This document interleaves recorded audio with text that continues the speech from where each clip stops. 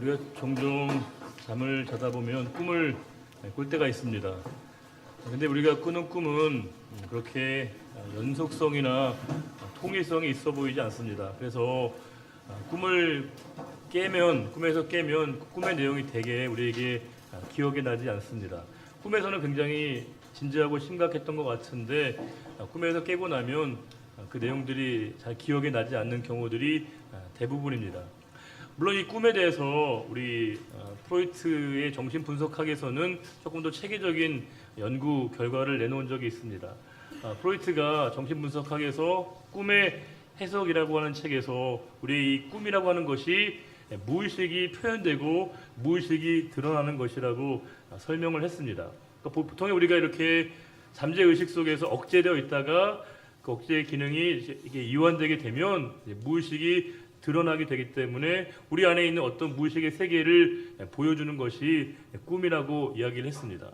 그런데 사실 우리가 꿈이라고 하다 보면 꿈을 꾸는 그 꿈의 내용에는 되게 논리적으로 비약이나 과장이 많습니다. 그래서 엉뚱한 사람과 우리가 맺어지기도 하고 끊어지는 여러 가지 경험들을 할 때 이 꿈에는 어떤 논리적인 연결성이나 통일성이 참 쉽지 않다. 그래서 우리가 되게 꿈을 꾸고 나면 꿈의 내용이 잘 기억에 나지 않는 게 일반적인 우리들의 모습입니다.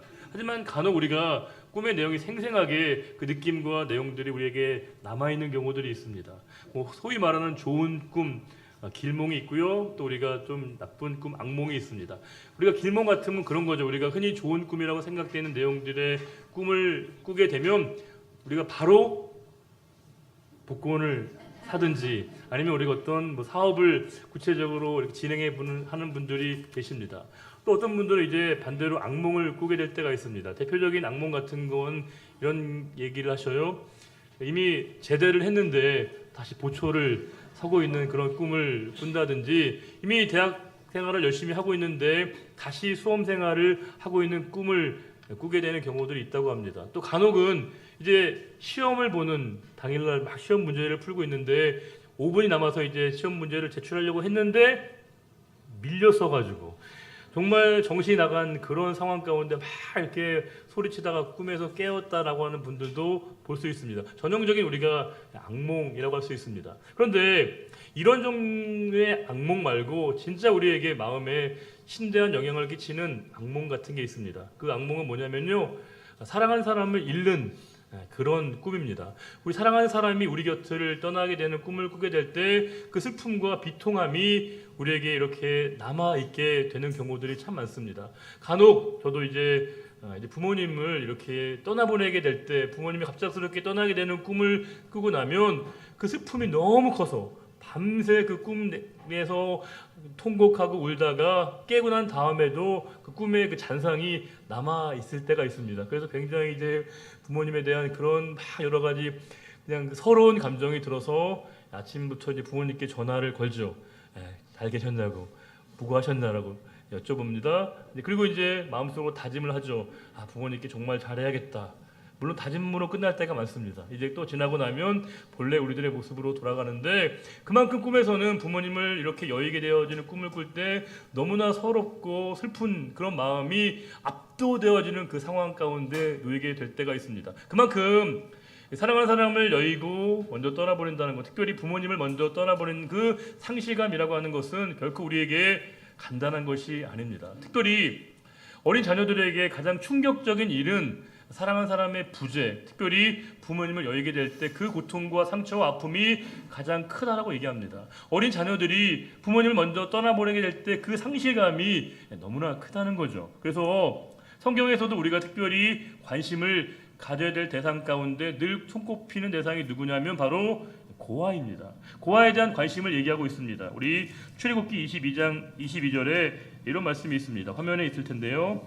너는 과부나 고아를 해롭게 하지 말라라고 되어 있습니다. 그리고 이제 뒤에 보시게 되면 야고보서 1장 27절에 이런 말씀이 있습니다. 같이 읽어볼까요? 하나님 아버지 앞에서 정결하고 더러움이 없는 경건은 곧 고아와 과부를 그 환난 중에 돌보고 또 자기를 지켜 세속에 물들지 아니하는 그것이니라. 여기서 특별히 우리가 환대를 해야 되고 관심과 배려를 해야 될 대상으로 고아와 과부를 적시하고 있는데 이 고아와 과부에 대한 우리의 마음가짐이 조금 더 다른 것 같습니다. 예컨대 과부들에 대한, 먼저 남편을 떠나보낸 이들에 대한 우리의 관심에 필요한 이유는 주로 경제적인 이유일 때가 많습니다. 경제적인 우리의 도움과 배려와 관심이 필요한 것이고요. 자녀들, 아이들, 특별히 고아들에 대한 우리의 특별한 관심과 배려가 필요한 이유는 물론 경제적인 이유도 있겠지만 보다 더 중요한 이유는 심리적인 차원일 때가 많습니다. 심리적인 그 상실감과 그 부모님의 부재의 자리가 너무나 고통이 크기 때문에 그것을 우리가 보듬고 그들을 먼저 우리가 관심의 대상으로 삼아야 된다라고 우리들에게 분명하게 이야기해 주고 있습니다. 우리가 생각해 보면 우리가 살아가면서 저는 이제 애틋함과 그리움이라고 하는 정서가 우리에게 참 중요하거든요. 우리가 살아가면서 어떨 때 애틋함을 느끼게 될 때가 있고 그리움을 느끼게 될 때가 있는데 저는 애틋함이라고 하는 단어의 이 깊이가 제 영혼 안에 깊이 새겨지게 된 것은 아이들, 자녀들을 보면 그렇게 될 때가 있습니다. 아이들을 보면 그렇게 애틋해 보이고요. 뭔가 이렇게 애달픈 마음이 아이들을 통해서 느껴지기도 합니다. 그런데 부모님들을 보면, 어르신들을 보면 그리움이란 정서가 떠오르게 됩니다. 부모님들을 생각하게 되면 그 그리움의 마음과 그리움의 정서가 이렇게 마음을 채울 때가 많습니다. 우리가 자녀들을 보면, 아이들을 보면 대견하죠. 뿌듯합니다. 그 감정과 정서를 우리가 갖게 됩니다. 그런데 어르신들, 부모님들을 뵈면 우리가 어떤 마음이 드냐면 인생의 깊이와 인생의 가치를 우리가 깊이 묵상하고 통찰하는 통로가 바로 어르신들과 부모님들을 뵐 때 우리의 그런 마음이 생겨나게 된다는 겁니다. 우리가 자녀를 보는 우리의 기쁨과 어르신들과 부모님들을 보는 우리의 기쁨과 시각이 좀 차이가 있습니다. 저는 자녀들을 볼 때 우리의 기쁨은 현미경과 같은 기쁨이다 라고 생각이 들고요. 어르신들과 부모님들을 볼 때 우리에게 주어지는 이 정서는 뭐냐?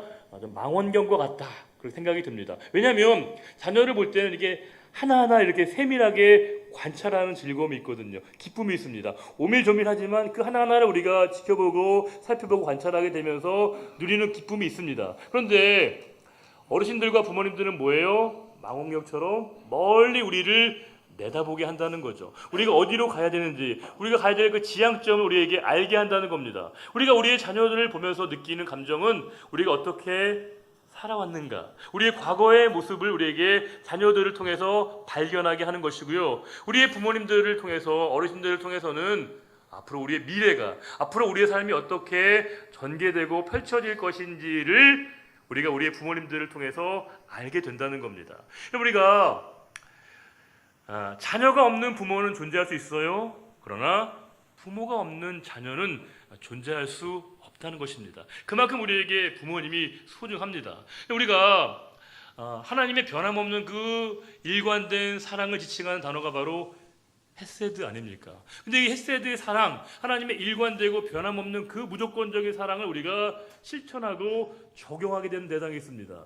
누구냐면 자녀들이죠. 우리가 자녀를 사랑하는 데는 이유가 없습니다. 그냥 무조건 잘해주고 싶습니다. 우리의 모든 걸 다 자녀라고 한다면 다 주고 싶은 마음을 갖습니다. 조건을 달지 않습니다. 그게 바로 하나님의 헤세드의 사랑을 우리가 자녀들에게 흘려보내게 되는 것이거든요. 그런데 이 일방적인 헤세드의 사랑을 우리가 받게 되는 경우가 있습니다. 누구냐? 부모님들이죠.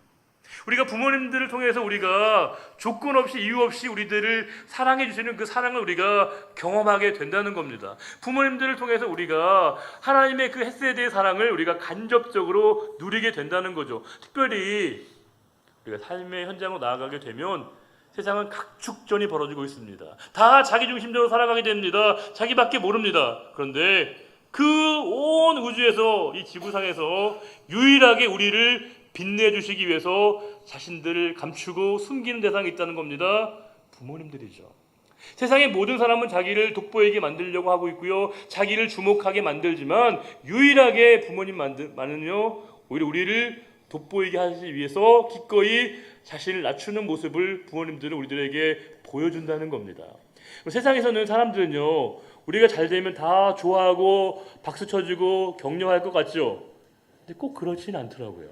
우리가 잘 되는 걸요 배합하는 사람이 있어요. 뒤에서 욕을 해요. 비난을 가해요. 그런데 우리 부모님들은 그렇지 않다는 겁니다. 희생하지 않습니다. 질투하지 않습니다. 모든 걸 다 우리들에게 알아주시고 품어주시는 그 절대적인 하나님의 사랑을 우리들에게 느끼게 하는 대상이 누구이냐? 바로 우리 부모님이라고 하는 것이겠죠. 그래서 성경은 우리들에게 특별히 부모님에 대한 효를 강조하고 있습니다. 우리가 동서고금을 막론하고 여러 사상과 철학과 문화에서는 어르신들을 잘 섬길 것을 강조하고 있는데, 특별히 성경은 이 어르신들과 부모님에 대한 효를 공경의 마음을 특별히 강조하고 있습니다. 우리가 10계명 가운데 10계명이 몇 개예요? 계명이 뭐 어려운 거 아니죠. 10계명이 당연히 10개인데 그 10가지의 10계명 중에서 1계명부터 4계명은 하나님과 우리와의 수직적인 관계에서 주어지는 계명이죠. 근데 5계명부터 10계명까지가 우리 인간 사회에서 주어지는 6가지의 계명인데, 그 중에 가장 먼저 있는 5계명이 뭐죠? 내 부모를 공경하라고 되어 있습니다. 이건요, 우리들에게 어떤 설명하는 게 아닙니다. 이건 어떤 우리들에게 권고나 부탁하는 게 아니에요. 명령입니다. 내 부모를 공경하라. 이건 하나님의 지엄한 명령이라고 하는 겁니다. 그러면서 왜 우리가 우리 부모님들을 잘 공경하고 섬겨야 되는지 이유를 성경 우리들에게 분명하게 말씀을 주고 있습니다. 오늘 본문 말씀은 우리들에게 그와 같은 내용들을 간접적으로 우리에게 깨닫게 하는 부분입니다. 오늘 말씀은 한마디로 얘기하면 한 사람의 출생 스토리입니다. 탄생기인데 그가 누구냐면 바로 모세입니다. 모세가 태어난 이야기입니다. 근데 모세는 우리가 잘 알고 있는 것처럼 불세출의 영웅입니다. 걸출한 인물입니다. 자, 그러면 그의 탄생에 관한 이야기를 서술한다고 하면 당연히 우리가 뭐예요? 보다 더 신비적이고 신화적인 내용으로 각색 내지는 뭔가 이렇게 좀 더 다듬어져야 맞는 거죠. 그래야 그 신비적인 면모가 보다 더 드러나는 거죠. 그런데 오늘 본문을 보시게 되면 2장 1절 보시게 되면요, 이렇게 되어 있습니다. 레위 가족 중 한 사람이 가서 레위 여자에게 장가들었다고 되어 있습니다. 물론 다른 곳에는 모세의 부모의 이름이 나오고 있습니다. 아므람과 요게벳이라고 하는 그 모세의 부모의 이름을 소개하고 있긴 하지만 여기에는 그런 부모님의 언급 자체가 되어 있지 않습니다. 부모님의 이름 자체가 거론되고 있지 않다는 겁니다. 우리가 용비어 청가 아시죠? 용비어 청가는 뭐예요? 훈민정음으로 된 최초의 작품 아닙니까? 그 작품의 문학적인 가치는 우리가 다 공유하고 있습니다. 그런데 이게 내용적으로만 보면 좀 우리가 약간 웃음이 나는 부분이 있습니다. 왜냐하면 기본적으로 이 용비어 청가의 내용의 성격의 목적은 뭐예요? 조선왕조 개창의 정당성을 부여하려고 하는 거거든요. 그래서 사실은 6명의 왕들을 용으로 묘사하고 있습니다. 목조, 익조, 도조, 환조, 태조, 태종이라고 하는, 사실은 태종 이전의 그 조상들에 대한 언급인데 원래 왕이 아니었던 분들을 추존해서 왕의 자리에 이렇게 세우다 보니까 되게 신비적이고 신화적이고, 죄송하지만 좀 이렇게 허황된 내용처럼 보이는 부분도 있다는 겁니다. 왜요? 그 존재를 더 부각시켜야 되거든요. 높여줘야 되거든요. 그래서 우리가 흔히 누군가를 높여주고 찬양하려고 할 때 우리가 비유컨대 뭐라고 얘기해요? 용비어 청가를 부른다고. 용비어 청가를 부른다고 우리가 얘기하거든요. 이거는 꼭 칭찬은 아니라는 겁니다. 누군가를 우리가 과장되게 높여주게 될 때 그렇게 부른다는 거예요. 그런데 그게 사람들이 하는 겁니다. 우리가 누군가의 특별한 비범한 존재를 우리가 부각시키려면 탄생 스토리가 남달라야 되죠. 그런데 여기 지금 모세의 탄생 이야기에는 그의 부모의 이름조차 거론되지 않고 있다는 건 성경의 관심이 어디에 있는가를 우리들에게 분명하게 이야기해주고 있습니다. 우리가 성경을 읽을 때 주의해야 될 게 뭐냐면요, 인본주의적으로 성경을 읽지 않도록 우리가 주의해야 된다는 겁니다. 성경은 철저하게 하나님 중심의 이야기거든요. 하나님이 주인공이십니다. 하나님의 이야기입니다. 하나님의 동선이 중요합니다. 그런데 우리는 성경을 보면서도 인본주의적으로, 인간 중심적으로 우리가 성경을 읽어가게 될 때가 많습니다. 물론 여기에서 아므람과 요게벳이라고 하는 모세의 부모의 이름도 중요하고 모세도 중요하지만 이 이야기의 진짜 주인공은 그들이 아닙니다. 진짜 주인공은 누구예요? 하나님이시라는 겁니다. 하나님께서 그들의 가정에 임하셔서 하나님의 일들이 시작되어지는 것을 우리들에게 보게 하신다는 겁니다. 물론 모세가 중요해요. 모세의 부모가 중요해요. 그러나 그들이 진짜 중요한 게 아니라 그들을 통해서 일하시고 함께 하시는 하나님의 일하심을 우리에게 보게 한다는 겁니다. 그게 우리가 언제나 성경을 읽으면서 놓치지 말아야 될 부분이죠. 오늘 말씀에서는 이제 모세의 가정에 아이가 태어났습니다. 축하받을 일이고 기뻐할 일이죠. 그런데 문제가 생겼습니다. 왜냐하면 아이가 태어나면 지어만 이미 그 애굽의 바로의 명이 있었습니다. 명의 내용은 뭐예요? 아들이 태어나면 다 죽이라는 것이었습니다. 너무 기뻐할 일이고 너무 좋아할 일인데 아이가 태어났기에 이제 슬픔이 그들에게 가중되었습니다. 그리고 이제 지엄한 왕의 명령이 있음에도 불구하고 모세의 부모는 아이를 이렇게 숨기고 키우게 됩니다. 2장 2절입니다. 그 여자가 임신하여 아들을 낳으니 그가 잘생긴 것을 보고 몇 달 동안요? 3달 동안 그를 숨겼으나. 모세의 부모가 모세를 숨긴 이유가 잘생겨서가 아니에요. 성경에서 잘생겨서 숨겼다고 되어 있는데 잘생겨서 숨긴 게 아니라 그만큼 아이에 대한, 자녀에 대한 부모의 사랑이죠. 지엄한 왕의 명령이 있지만 이 명령을 어기면 죽음을 당하는 그 상황을 부모들이 알고 있지만 3개월을 이 부모들이 지켜냈다라고 하는 건 이 부모의 사랑, 자녀를 향한 이 부모의 사랑이 얼마나 큰 것인가를 우리들에게 보여주고 있다는 겁니다. 전 역으로 만약에 이렇게 상황이 바뀐 것이었다면, 예컨대 지금은 이제 부모가 자녀를 3개월 동안 지켜주는 것이었는데 만약에 상황이 바뀌어서 자식이 부모를 지켜주는 시간이었다고 할 때 과연 3개월을 버틸 자녀가 있을까? 또 그것을 허용할 수 있는 부모가 있을까 생각이 됩니다. 부모의 입장에는요, 그 시간을 용인하기 어렵습니다. 자녀의 고통과 아픔을 견뎌내지 못하는 거죠. 아마 부모들이라고 한다면 3일의 시간도 아마 버텨내기 힘들었을 겁니다. 그런데 지금 이 모세의 부모는 3개월을 버티게 됩니다. 3개월의 시간은 되게 어려운 시간이에요. 힘든 시간이에요. 왜요? 통제가 안 되거든요. 제어가 안 됩니다. 저도 언젠가 말씀드린 것 같은데 제가 이제 저희 큰아이를 키울 때 제가 늘 평생의 짐으로 제 마음속에 큰 어려움으로 생각하는 부분이 있죠. 왜냐하면 아이가 태어나서 이제 약 100일 전까지 얼마나 옵니까? 통제가 안 돼요. 제어가 안 돼요. 밤낮이 바뀝니다. 그래서 이게 너무 힘든 거예요. 그래서 정말 그러면 안 되는데 애가 너무 힘들고 어렵게 하고 막 낮밤이 바뀌다 보니까 제가 정말 잠시 정신을 잃어서 진짜로 그런 게 아니고 잠시의 퍼포먼스로 아이를 몇 초간 장롱에 넣었다가 뺐던 그 경험 때문에 제가 평생에 아이한테 이제 책을 잡힌 거죠. 완전히 제가 평생에 이제 을이 된 겁니다. 아빠는 내가 울었다고 나를 가둔 것도 아니고 잠깐 넣었다 뺀 건데 평생 그렇게 생각한다는 겁니다. 제가 말을 들었으면 그렇게 했겠습니까? 이게 당초에 아무리 설명하고 달래도 안 되거든요. 이게 통제가 안 되는 겁니다. 이 3개월이라고 할 시간 동안은요, 부모가 버틸 수 있는 거의 마지막의 마지노선입니다. 자, 그런데 이 부모들이, 모세 부모가 3개월을 버틴 이유는 단순하게 자녀에 대한 부모의 사랑만은 아니었다는 겁니다. 그것은 뭐냐면 바로 하나님 말씀에 대한 순종이었습니다. 바로의 명보다도 하나님의 명령이 그들에게 중요했던 겁니다. 우리가 오해하지 말아야 될 것은 자녀들을 향한 우리의 인식입니다. 우리의 자녀는 우리의 것이 아닙니다. 자녀는 부모의 소유가 아니라는 거죠.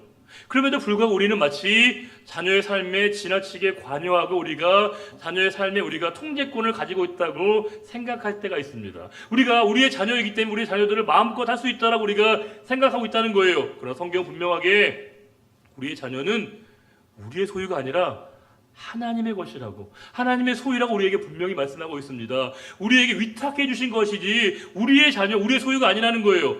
물론 이 말씀은, 이 표현은 우리가 우리 자녀들을 방치하고 방임해야 된다는 게 아닙니다. 대신 하나님께서 우리를 아이를 키울 수 있는 청지기로 부르신 겁니다. 하나님의 일들을 하나님의 아이로 잘 키워내고 양육하도록 우리를 청지기로 부르신 거죠. 우리는 하나님 우리 아이를 우리에게 맡겨주심에 대한 감사하는 마음으로 최선을 다해서 아이를 키우고 양육하고 우리가 하나님의 뜻 가운데 아이들을 키워내고 교육할 책임이 우리에게 동시에 주어져 있습니다. 이게 부모의 책임이죠. 이 부모는 지금, 모세의 부모는 정말 최선을 다해서 아이를 마지막까지 지켜주게 된 겁니다. 그런데 그들이 할 수 없는 그 지점에 도달되게 된 겁니다. 그럼 우리가 최선은 필요해요? 최선은 중요합니다. 그러나 우리가 인생을 살아가다 보면 최선만 가지고 되지 않는 순간이 다가옵니다. 최선이 우리에게 필요하지만 최선으로 우리가 넘어설 수 없는 그 지점이 우리에게 찾아오게 된다는 겁니다. 3개월의 시간이 지났을 때 모세를 더 이상 키울 수 없는 그 시간이 되었습니다. 모세의 부모는 결단을 내립니다. 이제 할 수 없이 그 아이를 품에서 보내게 됩니다. 아이를 내려놓게 됩니다. 2장 3절입니다. 더 숨길 수 없게 되매 그를 위하여 갈대 상자를 가져다가 역청과 나무 진을 칠하고 아기를 거기에 담아 나일강과 갈대 사이에 두었다고 되어 있습니다. 이게 부모의 능력의 한계를 인식하는 거죠. 우리는 부모이지만 우리의 능력의 한계치를 인정해야 됩니다. 최선을 다해 우리에게 자녀들에게 잘해야 돼요. 부모의 도리를 다해야 됩니다. 그러나 어느 지점에서는 우리의 한계를 인정해야 된다는 겁니다. 그리고 하나님께 맡길 그 순간이 우리들에게 찾아오게 됩니다.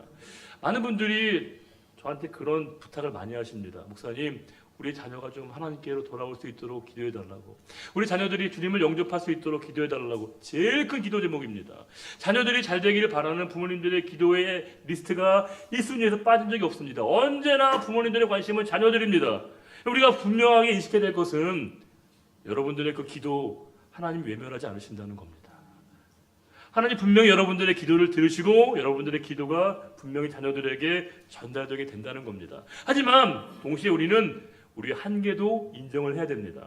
우리의 모든 자녀들의 삶의 결정권은 우리의 것이 있는 게 아니라 하나님에게 있는 것이죠. 우리가 최선을 다해야 돼요. 할 도리를 다해야 됩니다. 그러나 마지막 순간이 되면 우리의 손을 놓아야 될 때가 있습니다. 사실 내려놓는 게 아니라 포기하는 게 아니라 그 시간에 하나님께 맡기는 거죠.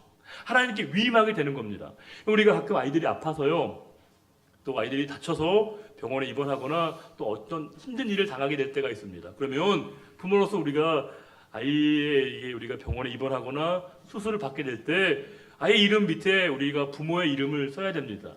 우리가 이렇게 도장을 찍든지 서명을 해야 되죠. 바로 보호자라고 하는 겁니다. 저는 그 보호자란에 쓸 때마다 손이 떨립니다. 진심으로 떨립니다. 왜냐? 과연 제가 우리 아이의 보호자일 수 있나? 제가 우리 아이의 부모인 건 분명히 법적으로 맞지만 그럼에도 불구하고 제가 우리 아이의 생명과 아이의 모든 걸 제가 과연 무엇을 관장하고 무엇을 제가 결정할 수 있을까라고 하는 겁니다. 우리가 분명하게 인식해야 되는 것은 우리 자녀들이 우리의 자녀인 건 분명하고 우리가 그들의 부모인 건 분명하지만 그럼에도 불구하고 아이의 모든 삶의 최종적인 결정권은 하나님에게 있다는 겁니다. 하나님께 맡겨야 되죠. 그 믿음이 우리에게 요구되는 지점과 순간이 우리들에게 반드시 찾아오게 된다는 겁니다. 지금 모세의 부모는 그와 같은 결정을 내리게 된 겁니다. 그리고 이제 갈대 상자에 아이를 담아서 떠나보내게 됩니다. 얼마나 울면서 떠나보내겠습니까? 그리고 이제 그 아이가 나일강가를 이렇게 흘러가게 됩니다. 그 이후의 스토리 우리가 너무 잘 알고 있죠. 마치 그날 공주가 와서 바로의 딸 공주가 와서 그 갈대 상자를 보고 건져내서 아이를 이제 유모에게 맡기는 그런 해피엔딩이 됩니다. 근데 우리가 이 말씀의 전개 과정에서 놓치지 말아야 될 부분이 있습니다. 너무 희한한 일들이 연속적으로 벌어지고 있다는 거예요. 뭐냐? 왜 하필 그날 모세의 부모가 그날 마침 우연히 아이를 보낸 걸까요? 그 많은 날들 가운데 물론 숨죽이면서 여러 날 있었겠지만 고민하면서 하필 그날 우연히 아이를 그날 보내게 된 겁니다. 더 놀라운 건 마침 그날 우연찮게 이 바로의 딸이 공주가 그날 그 나일강에서 목욕을 했다는 겁니다. 목욕은요 진짜 몸을 닦은 게 아니에요. 종교적인 의식입니다. 종교적인 제의를 한 겁니다. 그 수많은 날이 있음에도 불구하고 왜 하필 그날 이게 공교롭게 우연히 정말 그날 이 바로의 딸이 그곳에서 목욕을 했다는 겁니다. 더 놀라운 건 항상 이 공주 주변에 시녀들이 있어야 되거든요. 근데 마침 그날 그 순간에 시녀들이 딴짓했는지 모르겠지만 제일 먼저 이 바로의 딸이 아이를 발견하게 됩니다. 그리고 그 아이를 자신에게 우연히 그날 데리고 나갑니다. 그리고 마침 그날 공교롭게도 그 아이를 보니까 너무 사랑스러운 마음을 갖게 됩니다. 그리고 그 아이를 이제 유모에게 맡기게 됩니다. 만약에 그날 우연히 그 아이를 건지는 대상이 바로의 딸이 아니었다면 그 아이의 생명은 부지하기 어려웠을 겁니다. 정말 마침 공교롭게 우연히 그 바로의 딸 공주가 바로 그날 그곳에 갔기 때문에 아이가 생명을 보존하게 된 것이죠. 우연의 연속입니다. 놀라운 우연의 연속입니다. 우리가 분명히 인식해야 될 것은 하나님에게 없는 단어 있습니다. 그게 바로 뭐냐? 우연이라는 겁니다. 하나님에게는 우연이 없습니다. 모든 하나님의 일하심에 필연적 하나님의 개입이 있습니다. 우리는 우연처럼 보이지만, 공교롭게 생각하지만 그 모든 일들을 배후에서 역사하시는 하나님의 일하심이 있습니다. 우리는 그 하나님의 일하심의 필연적 개입을 섭리라고 얘기합니다. 하나님의 섭리가 그들 가운데 나타나고 있었던 겁니다. 하나님의 섭리 가운데 그 일들이 이루어지고 있었던 겁니다. 그리고 하나님의 섭리가 모세에게 임한 것이고 그 가정에 임하게 된 것입니다. 우리가 이 모세의 사건을 통해서 우리가 하나님의 그 일하심의 하나님의 섭리의 사건이 비단 모세의 삶에만 국한되는 겁니까? 아닙니다. 그 하나님의 일하심과 하나님의 섭리는 지금도 저와 여러분의 삶에 동일하게 나타나고 있습니다. 하나님은 지금도 하나님의 필연적인 이 역사적인 개입이 우리의 삶에 나타나고 있음을 우리에게 말씀하고 있습니다. 그 필연적인 하나님의 개입의 선물, 하나님의 섭리 가운데 하나님이 우리 부모님들을 우리에게 만나게 하셨습니다. 우리가 선택한 거 아닙니다. 우리가 개입한 건 아닙니다. 하나님이 우리의 부모님과 만나게 하셨습니다. 요즘에 청년들이 그런다고 해요. 부모를 잘 만나는 게 복지래요. 좋은 부모를 만나는 게 복지라고 얘기하고 있고요. 좋은 부모를 만나는 게 이게 스펙이고 실력이라고 아이들이 얘기하고 있습니다. 그래서 아이들이 본인이 원하지 않는 부모를 만나거나 상황이 어려우면요, 애들이 뭐라고 하냐면요, 폭망이라고 합니다. 폭망. 폭망 아세요? 폭삭 망했다라고 얘기한다는 거예요. 이생망 아세요? 이생망? 이번 생에 망했다. 아니 그렇게 여긴다는 거예요. 부모 잘만 만나면 이제 희망이 없다라고 생각한다는 거예요. 기대치가 없다는 겁니다. 자주 섞인 얘기를 합니다. 이게 청년들의 현실이라는 거예요. 그러나 성경은 참 우리에게 놀랍게도 우리 부모님을 만나고 우리 어르신들을 만나는 것이 하나님의 뜻이자 하나님의 섭리라고 우리에게 말씀하고 있습니다. 그 이유가 뭐겠습니까? 하나님이 왜 우리에게 우리 부모님과 어르신들을 우리에게 만나게 하시겠습니까? 우리가 자녀는 우리의 삶의 모델이 될 수 없습니다. 그러나 부모님은 우리의 삶의 모델이 될 수 있습니다. 때론 타산지석으로, 때론 반면교사로 부모님들의 모든 것들이 우리의 삶의 자양분이 되어져서 우리 인격적으로 우리를 자라게 한다는 겁니다. 우리의 삶의 언어와 행동의 모든 것에는 다 우리 부모님들이 다 모든 게 다 우리들에게 녹아져 있는 겁니다. 하나님은 우리 인생에서 우리가 자라가도록 온전히 성숙하도록 우리에게 최상의 우리에게 선생님을 붙여주셨습니다. 최상의 스승님을 붙여주셨는데 그게 바로 부모님입니다. 부모님들을 통해서 우리는 이 아름다운 신앙의 이 훈련과 양육을 통해서 우리의 믿음이 자라도록 신앙이 성숙해지도록 우리의 부모님들을 우리들에게 보내셨다는 겁니다. 그런데 이 교육은 영원히 지속되지 않습니다. 언젠가 우리가 부모님들과 헤어지는 순간이 우리들에게 찾아오게 됩니다. 그때 우리에게 슬픔이 옵니다. 왜냐하면 이 땅 가운데 만날 수 없으니까. 물론 우리가 언젠가 하나님의 나라에서 만날 걸 알기 때문에 우리가 기대감을 갖고 소망을 갖지만 그럼에도 불구하고 우리가 이 땅에서 다시금 우리의 부모님들을 만날 수 없음에 대한 상실감이 우리에게 슬픔으로 다가옵니다. 그때 하나님 우리에게 이렇게 말씀하십니다. 그 빈자리 내가 메워주겠다 말씀하십니다. 언제나 하나님이 우리 곁에 계셔서 우리의 사랑하는 사람과 부모님의 자리를 메워주시고 메꿔주신다고 말씀하십니다. 그리고 당신의 뜻을 우리들에게 말씀하십니다. 우리가 최고의 효도라고 하는 건 그분의 마음을 헤아리는 거잖아요. 그분의 뜻을 우리가 헤아리는 거잖아요. 오늘 말씀에서 신명기 6장 5절에서 이렇게 얘기하고 있습니다. 5장 16절에서 너는 내 하나님 여호와께서 명령한 대로 내 부모를 공경하라. 부모를 공경하는 것이야말로 하나님이 우리에게 명하신 하나님의 뜻이라고 말씀하고 있습니다. 그래서 우리가 하나님의 뜻이기에 하나님의 명령이기에 우리가 부모님들을 온전한 마음으로 섬기는 것이겠죠. 우리가 어떤 분은 그럴 수 있어요. 목사님 저는 이제 부모님이 다 먼저 떠나보내서 부모님이 없다고. 그럼 우리가 교회 안에 있는 모든 자녀들이 우리의 믿음의 자녀인 것과 마찬가지로 우리가 우리의 부모님을 영적으로 섬기고 공경할 대상은 우리의 육신의 부모님에게만 국한되지 않습니다. 믿음의 공동체로 만난 모든 어르신들이 우리가 다 섬기고 공경하고 우리가 진심으로 다해서 효를 다해야 될 주님이 우리에게 맡겨주신 귀한 영적인 부모님들이라고 하는 겁니다. 그분들을 온전히 섬기는 것이 하나님의 뜻이라고 우리에게 말씀하고 있고 그 계명과 말씀을 지키는 자에게 주시는 축복도 우리들에게 분명히 말씀하고 있습니다. 우리 신명기 5장 16절 말씀을 다시 한번 읽고 오늘 설교를 마치도록 하겠습니다. 신명기 5장 16절입니다. 너는 내 하나님 여호와께서 명령한 대로 내 부모를 공경하라. 그리하면 내 하나님 여호와가 내게 준 땅에서 내 생명이 길고 복을 누리리라. 아멘. 아버지 하나님, 우리에게 참으로 귀한 부모님들을 만나게 하여 주시고 부모님들을 통해 우리가 이 땅에 태어나게 하여 주시고 또 우리에게 많은 은혜들을 받게 하여 주시고 지금의 우리 모습 속에 우리 부모님들의 모든 모습이 담겨 있음을 깨닫습니다. 우리 그 은혜를 받았사오니 이 내리사랑을 잘 실천하게 하여 주시고 또 우리가 우리의 부모님뿐만이 아니라 교회에 계신 모든 어르신들을 진심으로 축복하며 잘 섬기며 주님의 말씀 그대로 공경하는 마음을 갖기를 원합니다. 주님이 우리에게 명령하신 것이기에 우리가 믿음으로 순종하기를 원합니다. 주님을 대하는 마음으로 주님을 섬기는 마음으로 우리에게 모든 어르신들을 잘 섬기게 해주시고 우리 교회가 어르신들과 젊은 세대와 어린 세대가 아름답게 조화를 이루는 교회가 되게 해주시고 아름다운 가정과 같은 교회가 되게 해주시고 우리 안에 참으로 서로를 칭찬하며 격려하며 세워주며 아름다운 그리스도의 사랑이 풍성한 주님이 인정하시는 믿음의 가정, 믿음의 교회가 되기를 간절히 소원하오며 언제나 우리와 함께 하시고 다시 오실 우리 주님 예수 그리스도의 이름으로 감사하며 기도드리옵나이다. 아멘. 다 같이 일어나셔서 우리 주와 함께 가리라 함께 찬송하고 예배 마치겠습니다.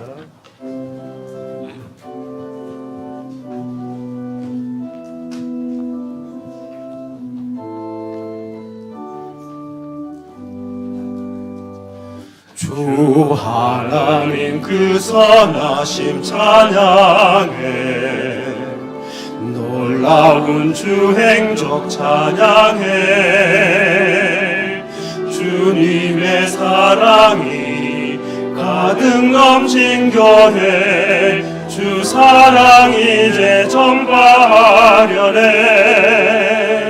우리에게 주어진 소명대로 우리 사랑 널리 전하자 주 비춰주시는 그 빛을 따라서 어디든지 주와 가리라 주와 함께 가리라 악을 골짜도 주의 복음 들고 가리라 주와 함께 가리라 주님 주신 믿음으로 어디든 가리라 주의 약속 믿으며 순종하며 가리라 주와 함께 가리라 주의 값진 피로 사신 교회 주의 성령 가득 넘치네 주 찬양 소리가 울려 퍼지는 곳 주의 영광 울려 퍼지네 지금 주신 주의 소명대로 순종하며 따라가리라 주의 성령 우리를 늘 동행하시네 어디든지 주와 하시네 주와 함께 가리라 악을 골잡고 주의 복음 들고 가리라 주와 함께 가리라 주님 주신 믿음으로 어디든 가리라 주의 약속 믿으며 순종하며 가리라 주와 함께 가리라 주 가리라. 주와 함께 가리라.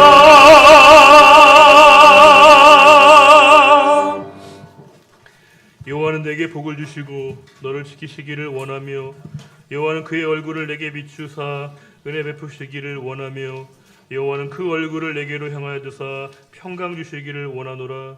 이제는 우리 주 예수 그리스도의 은혜와 하나님 아버지의 크고 놀라우신 사랑과 성령의 감화 감동 인도 교통 충만케 하심이 이 시간 주님과 함께 동행하며 삶의 모든 현실 가운데 주의 말씀 붙들고 살아가기로 다짐하는 우리의 모든 결단과 그 고백 위에 이제로부터 영원히 함께해 주시기를 간절히 축원하옵나이다. 아멘.